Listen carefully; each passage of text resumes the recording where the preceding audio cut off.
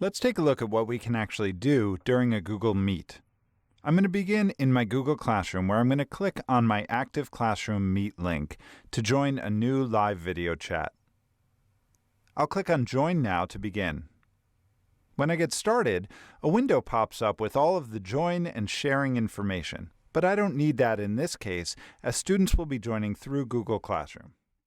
Now that we're up and running, let's take a look at all the different components of Google Meet. Beginning in the bottom left, you can click on the arrow to view all the details of the meeting you're in. The microphone icon toggles on and off your microphone. The phone icon will allow you to leave the call, and the video camera allows you to turn on and off your camera. This icon allows us to turn on and off live closed captioning. And this will allow us to present our screen, a browser window, or a Chrome tab to whomever is in the meeting. Clicking on the three-dot icon reveals a variety of other options and settings, including the ability to record your meeting. Now let's see what things look like when somebody else joins this meeting. Here you can see a student has joined the session. By the way, I'm leaving all of my cameras turned off for this sample meeting as to not distract you. Clicking on the People tab shows you a list of all the active participants in the video chat. You can click on the drop-down next to any of the people to pin them to the screen showing their video only, mute them if they're not already muted themselves, and you can even remove them from the session altogether. Note that only teachers have these abilities.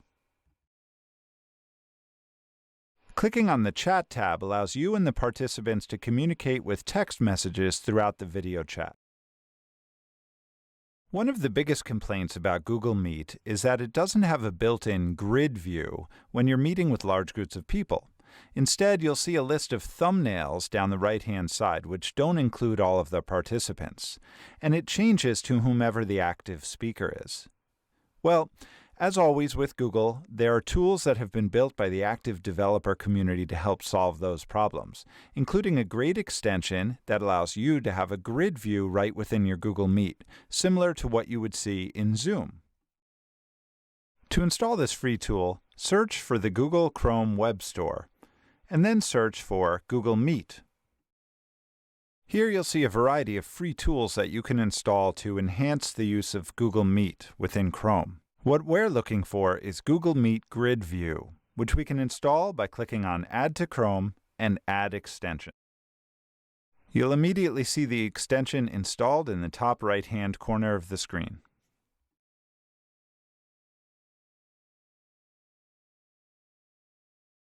Now I'm back in my Google Meet chat, and I see a new icon in the top right-hand corner for the Meet Grid View.